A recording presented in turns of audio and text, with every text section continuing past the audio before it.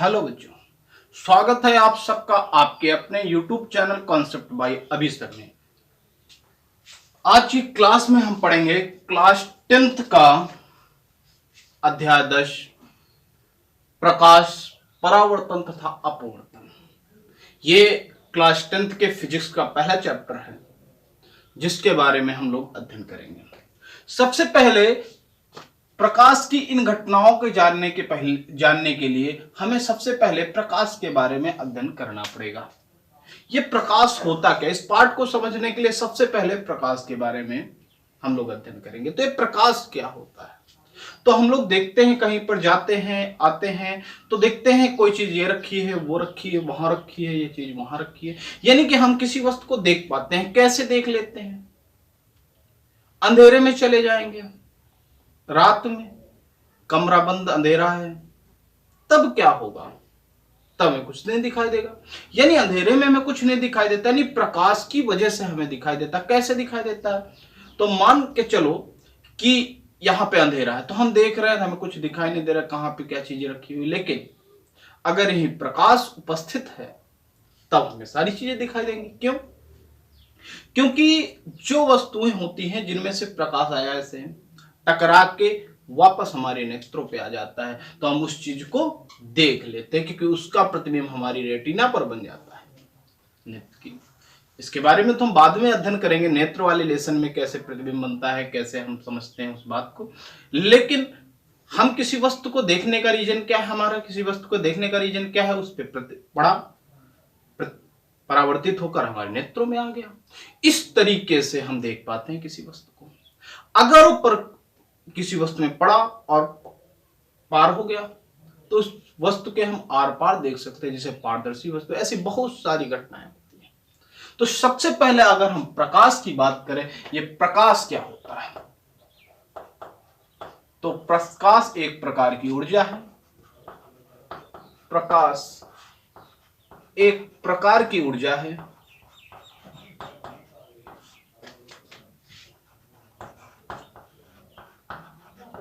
ऊर्जा है जो हमारे नेत्रों को संवेदित करती है।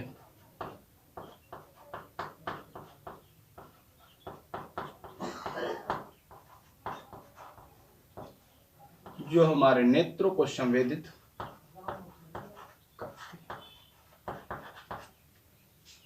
एवं हमें वस्तु को देखने के लिए सहायता प्रदान करती है। नेत्रों को संवेदित करती है और हमें कोई वस्तु देखने के लिए सहायता प्रदान कर देती है। तो यह है प्रकार की ऊर्जा है।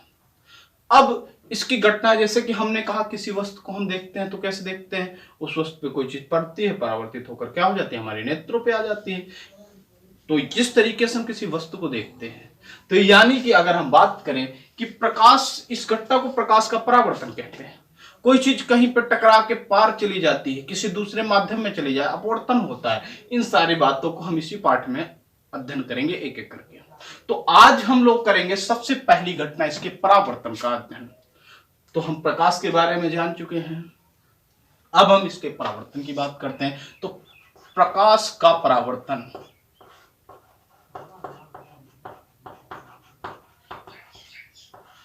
प्रकाश का परावर्तन ये क्या होता है?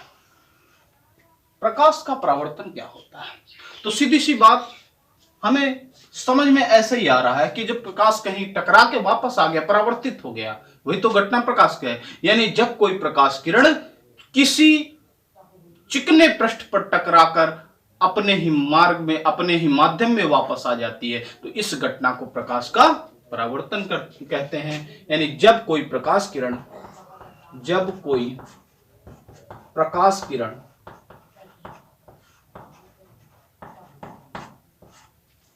किसी अन्य माध्यम या किसी चिकने पृष्ठ पर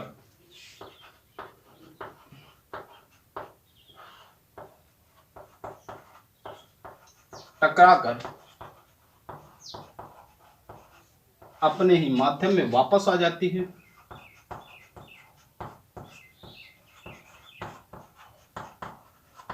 अपने ही माध्यम में वापस आ जाती है,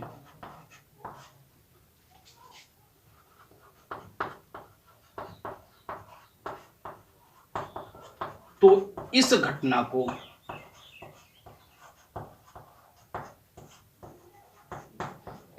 को प्रकाश का परावर्तन कहते हैं।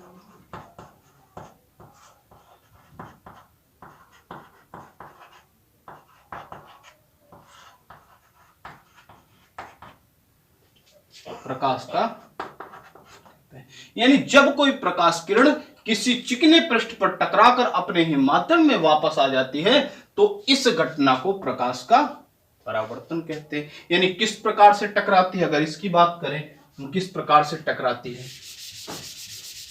थोड़ा सा क्लीन कर लेते हैं। जैसे कि मान ले ये कोई चिकना पृष्ठ है, तो ये प्रकाश किरण ये आ गई,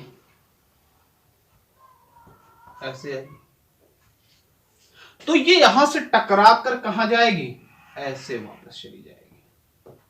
ये बिल्कुल इस तरीके से टकराती है जैसे बॉल नहीं, किसी दीवार में बॉल फेंक के मारो तो इधर से अगर फेंक के मारोगे तो बॉल टकरा कर इधर जाएगा, उसी तरीके से सेम प्रोसीजर यहां पर भी होते, प्रकाश किरण ऐसे टकरा कर ऐसे।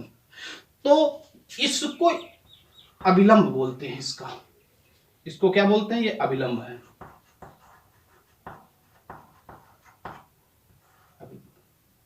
अच्छा, ये कौन सी किरण है, जो किरण आ रही है, जो किरण आ रही है उसे हम कहते हैं आपतित किरण।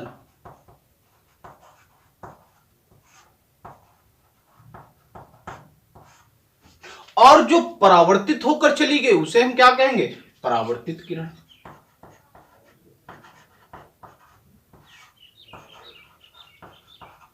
अच्छा, और एक बात बताएं, ये जो अभिलंब के साथ आपतित किरण जो कोण बनाती है उसे हम कहते हैं आपतन कोण।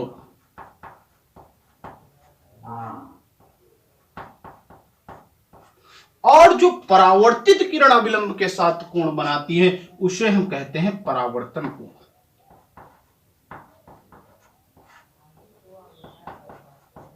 और जिस बिंदु पर यह आपतित हुई इसे हम कह देते हैं आपतन बिंदु, ठीक है ना। इसे हम नॉर्मल कह देते हैं, कोई पॉइंट ओ पर आपतित होती है।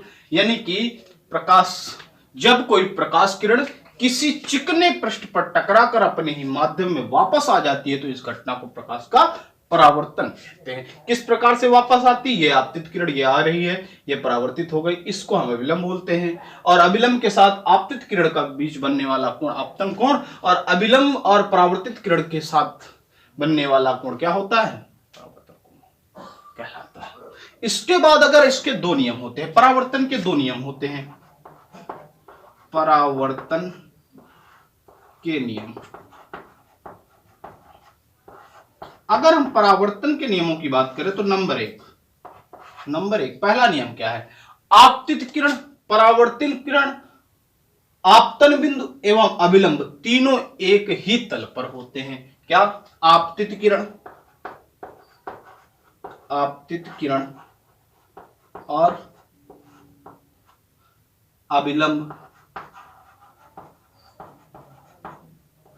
कामा, और क्या, परावर्तित किरण।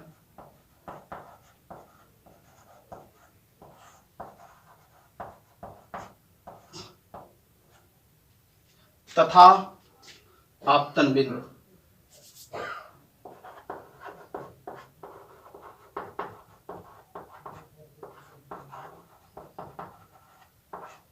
एवं अभिलंब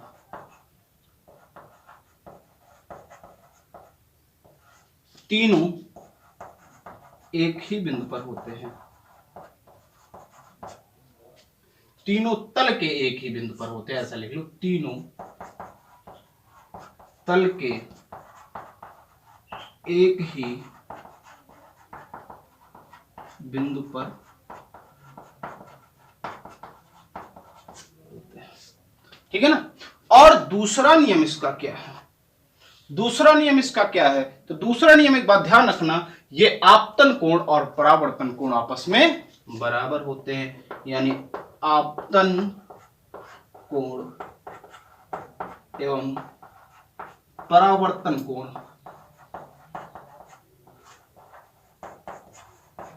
आपस में बराबर होते हैं।